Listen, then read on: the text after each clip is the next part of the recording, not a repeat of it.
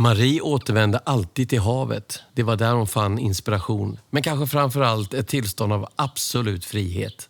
Inget kan vara så mäktigt som att sitta längst ner vid strandkanten och titta bort mot horisonten. Hon hade skrivit en låt om personen som gav henne lugn efter stormen. Och hon hade tolkat Evert Taubes "Så skimrande var aldrig havet". Havet fanns alltid kvar. Även om man hade varit borta ett tag. Majsan, som hon kallades av de närmaste vännerna, hade lämnat Halmstad några år tidigare. Hon hade tagit sitt pick och pack och flyttat till storstan. "Marie!" ropade Maries man Micke. "Ja", svarade hon inne från badrummet. "Jag och Staffan Astner går upp i studion och börjar lägga gitarrer. Det är trist för honom att sitta och vänta."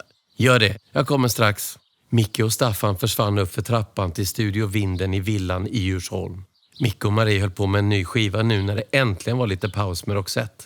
Det var den 11 september 2002, på dagen 1 år efter de fruktansvärda händelserna i New York som hade skakat om världen. Även detta året skulle det här datumet förändra världen för många människor. "Varför kom hon inte?" sa Micke när de hade spelat in en stund. "Hon kommer, det är alltid någon som drar i henne. Hon snackar säkert bara i telefon", svarade Staffan. "Nej, jag går och kollar ändå, det är inte likt henne." Maria hade känt sig lite yr tidigare på dagen efter träningsrundan. Det hade inte riktigt känts som vanligt. Men så kan det ju vara ibland. Vissa dagar blir man lite tröttare av träning och passet tidigare hade sannolikt inte varit i pensionärstempo. "Marie, var är du?" ropade Micke. Han fick inget svar. Han tittade i sovrummet, i köket, i vardagsrummet. Hon syntes inte till. I hallen stod dörren till badrummet lite på glänt och han kikade in. Där låg hon på golvet. Marie. Hans älskade fru och mamma till deras barn. Hon låg blodig på golvet, avsvimmad. "Marie!" ropade Micke nu med darrande röst. "Vad händer? Vad är det som händer?" På sjukhuset konstaterades det att Marie hade drabbats av en hjärntumör. Läkarna tog Micke åt sidan och berättade att det var allvar. Riktigt jävla allvar. Det såg inte alls bra ut. Pressreleasen gick ut på valdagen den 15 september. Allt för att nyheten skulle komma lite i skymundan av riksdagsvalet. När det nådde ut i Sverige och världen blev det ändå som en chockvåg bland både fans och hos vanliga människor. Marie var världsberömd och virvelvinden som drabbade oss alla. För de allra trognaste fansen stannade klockorna. Lever hon? Kommer hon bli bra? Kommer hon att kunna sjunga igen? 1000 frågor. Men ingen hade några svar.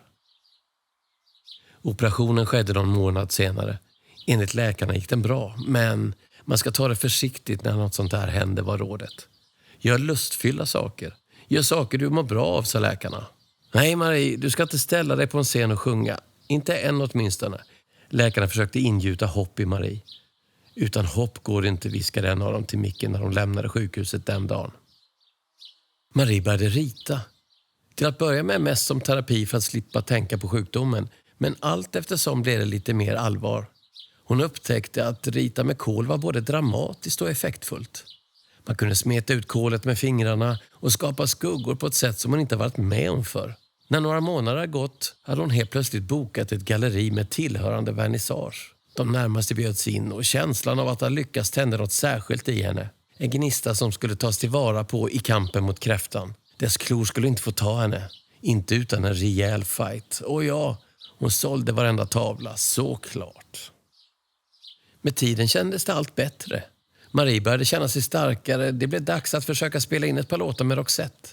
Något helt album skulle hon inte orka med, men någon låt hade varit kul att prova på.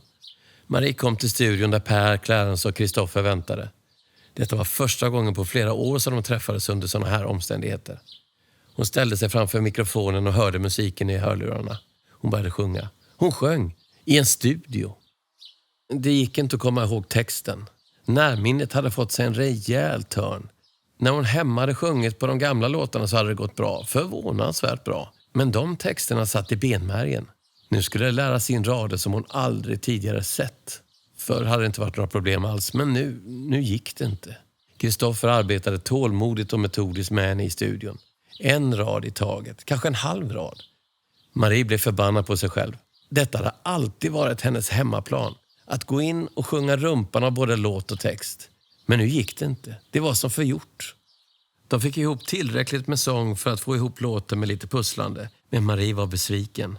Den här dagen blev inte så som den skulle ha blivit. Inte alls.